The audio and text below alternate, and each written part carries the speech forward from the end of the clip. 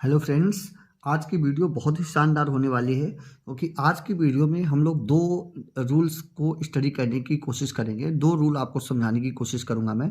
पहला कि अगर दो सब्जेक्ट एज वेल एज से जुड़े हुए हों तो जो वर्ब होगी वो किस सब्जेक्ट को एग्री करेगी, ये हमारा पहला रूल होने वाला है। यानी इसमें हम एज वेल एज के यूज़ को समझेंगे। एज वेल एज का मतलब होता है जैसे या समान रूप से, आप इस तरीके से इसका अर्थ निकाल सकते हैं। इसको हम दो एग्जाम्पल के माध्यम से समझने की कोशिश करेंगे। पहला एग्जाम्पल देखें। अगर मैं बोलता हूँ he as well as, he as well as I, और फिर मैंने लिखा एम, और एक ऑप्शन और मैं आपको देता हूँ इज, और फिर मैंने लिखा ऑनेस्ट। ये पहला सेंटेंस। और एक दूसरा सेंटेंस अगर मैं आपके सामने रखूं तो दूसरा सेंटेंस मैं रखना चाहूँगा the publisher,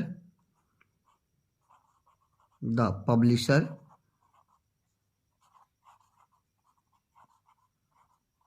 publisher as well as, और फिर है the writers, the writers writers और फिर मैं लिखना चाहूँगा, दो वर्ब यहाँ पर देना चाहूँगा। एक हैज़ है और दूसरी वर्ब आपकी होगी हैव, और फिर इसके बाद मैंने लिख दिया कम। अब इन्हीं दो एग्जाम्पल के माध्यम से मुझे आशा है कि मैं आपको ये रूल बहुत अच्छे तरीके से समझा सकूँगा।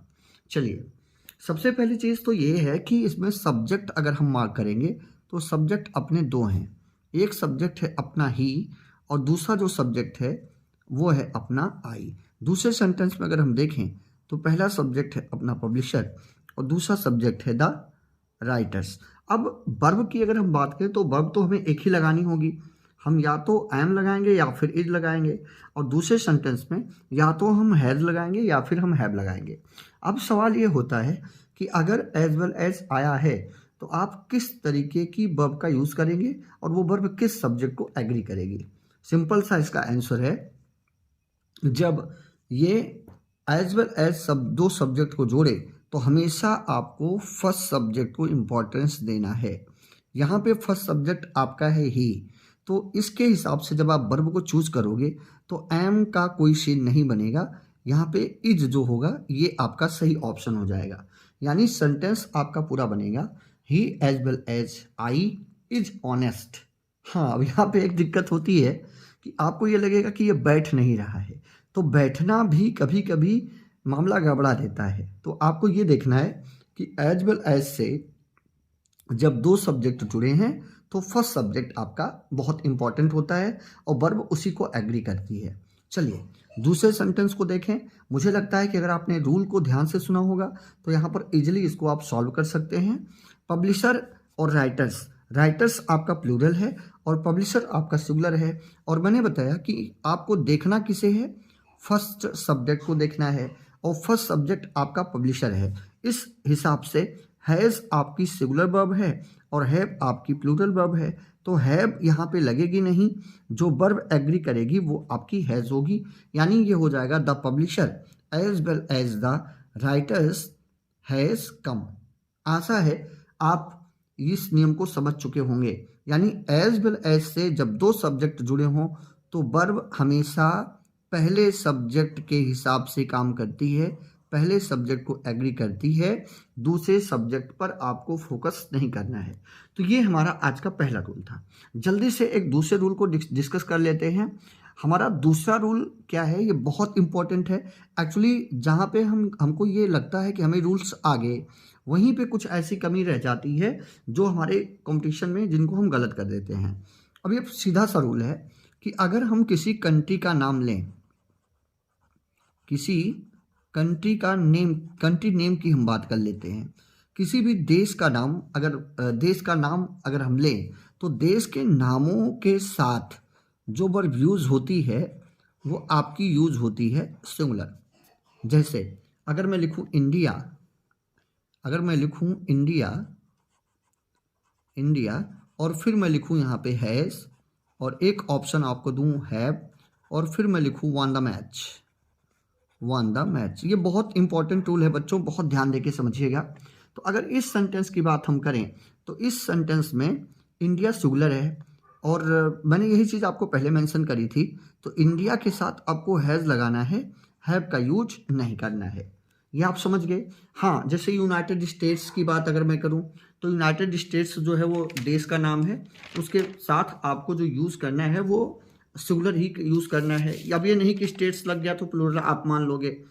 अब सवाल ये उठता है कि अगर कोई देश है और उस देश का नाम किसी टीम के लिए हम यूज़ करते हैं, यानी कंट्री का नाम हो और उससे किसी देश की टीम की बात, अगर टीम की के लिए अगर उसका हम यूज़ कर रहे हैं तो वो सिंगुलर नहीं बल्कि प्लूरल के रूप में यूज़ किया जाता है। एक उदाहरण इसका देखें। मैंने लिखा ऑस्ट्रेलिया, आप सभी लोग जानते होंगे ऑस्ट्रेलिया।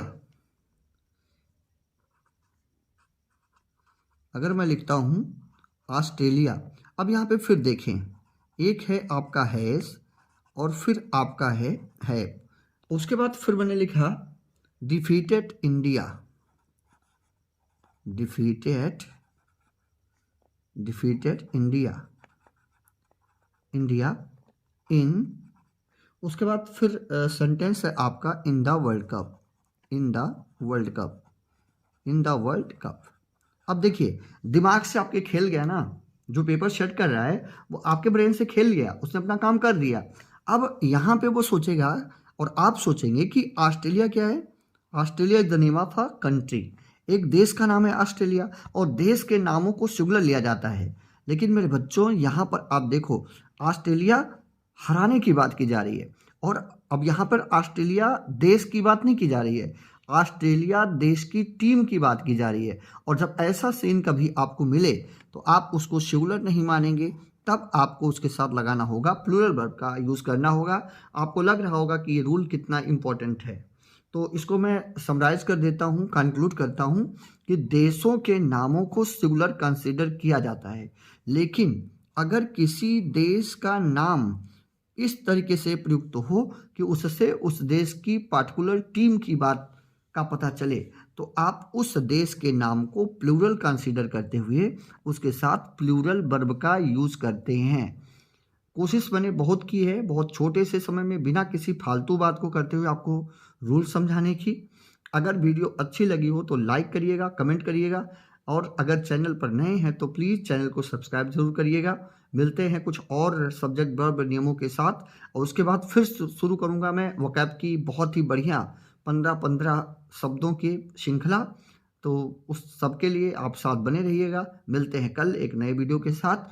थैंक यू ऑल, सभी को बने रहने के लिए। Thank you.